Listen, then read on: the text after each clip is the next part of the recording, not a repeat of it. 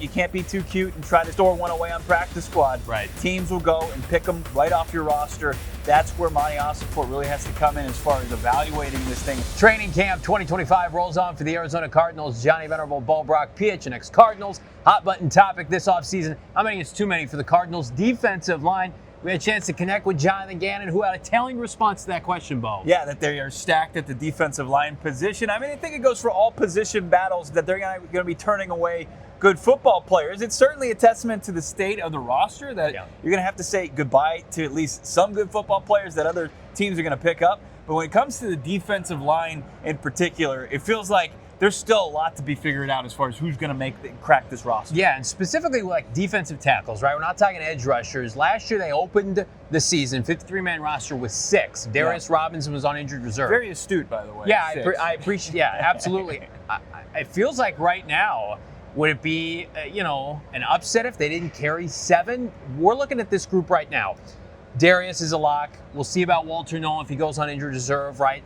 Dalvin, Tomlinson, Calais Campbell, Dante Stills feels like a lock to me. And then it's like, are you going to cut a player like LJ Collier, who's been good last year? You're going to cut a player like Justin Jones, considering his salary? You're going to cut a player like Elijah Simmons, the undrafted rookie nose tackle from Tennessee, who's turning heads. And then, of course, you've got guys like Bilal Nichols, who are on the PUP list that haven't even practiced yet.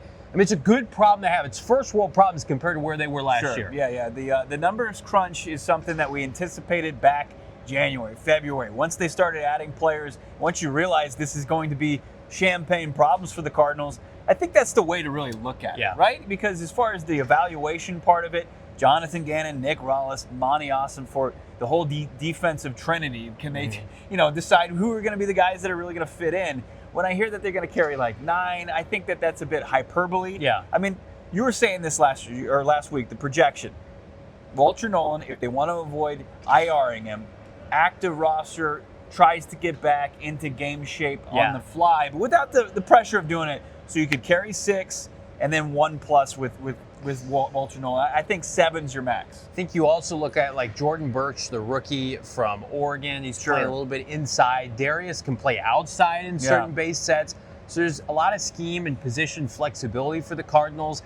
I just think listen, the Cardinals historically under JG do not play many starters in the preseason. I think it's imperative for the guys who we know are not fringe guys, but your Calais', Dalvin's, Darius's, those guys are probably off to the side. Everybody else. A lot of PJ Mustafers out there. Right. Everybody else needs to be thrown into the fire against the Chiefs and the Broncos. But then I mentioned Calais and Dalvin Tomlinson in particular. These guys are over 30 years old. Calais is almost 40 years old. How realistic is it to be able to count on these guys all 17 games of the regular season for 50-60% of the snaps during the course of those 17 games? I think that's why it's imperative to go heavy with the big heavies. Right, and that's the roster gymnastics that you're kind of facing when you've got talented players, maybe a surplus of players, but also the idea of you can never have enough. It's like you can't be too cute and try to store one away on practice squad. Right. Teams will go and pick them right off your roster. That's where Monty Ossenfort really has to come in as far as evaluating this thing, work in concert with Rollis and Gannon. You really know what they can do with how can we help this team now, and how are we going to benefit ourselves down the future of the 2020-25 season. I think they're really helping themselves. They've got a lot of corners that can double up as slot corners, safeties that can go into the slot. And then you look at the running back position. It's a sexy position, right? Yeah. They're not going to carry 4 running backs. As much as I love Michael Carter, he was on the practice squad last year for a reason. So there are ways you can manipulate this roster. I don't think they're going to carry 3 quarterbacks this year. For the Arizona Cardinals in 2025, line of scrimmage on both sides of the ball has to be the priority for a team that just ran out of personnel gas at the end of last year. Why not carry 7 or 8?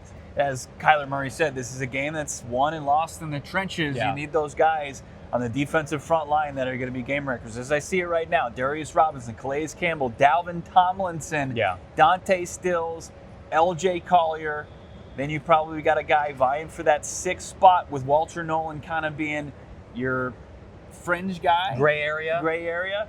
So it's like Justin Jones. Are you going to be able to beat LJ Collier? That's the big position. Elijah Simmons. What if they view Elijah Simmons as a developmental guy that's going to be here for 5-6 years? You can't make him vulnerable to the practice squad. I mean, if he plays well in the preseason, jury's going to be out. Yeah. Teams are going to be looking for him to be cut at the final cut down. And it's like, are you really planning on a kid, by the way, who's making no money, that could be the heir apparent to Dalvin Tomlinson? So, like, I viewed that quote from Jonathan Gannon in large part because of, like, I don't want to cut a player in in Elijah Simmons that at the end of the day could come in here and have a role long term. You got to play the short game and the long game. Right, and I think a lot of reps to determine what decisions they're truly going to make. I think it's up in the air at this point. Yeah.